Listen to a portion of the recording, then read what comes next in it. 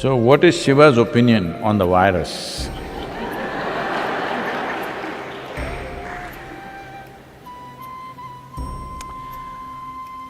You must understand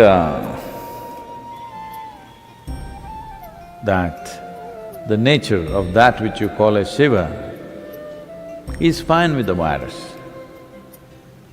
As long as the virus is dancing strong, he says, my blessings are there with you.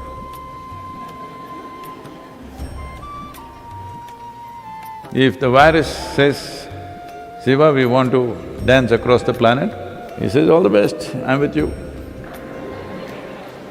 If you go and says, Shiva, we want to really live well, he says, all the best, I'm with you. Because he's with life. You need to understand virus is also life. It's conducting itself very smartly right now. It seems scientists are saying it has mutated itself into 10 different dimensions already, 10 different varieties or whatever. So even if you come up with a vaccine which they claim they will come up soon,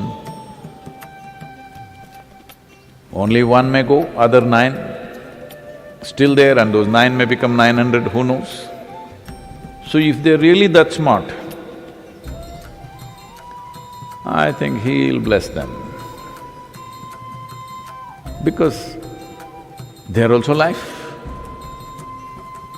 You think only your life, that's a big mistake. They are also life. But our life is precious to us. We want to live, they also want to live. If you were really as strong as a bat, I don't know, it's still what to say. It is still a controversial question. Some people are assuming it's from the bat, some people say it's from somewhere else. But let us say it's from the bat, and if you were as strong as the bat, no problem with the virus.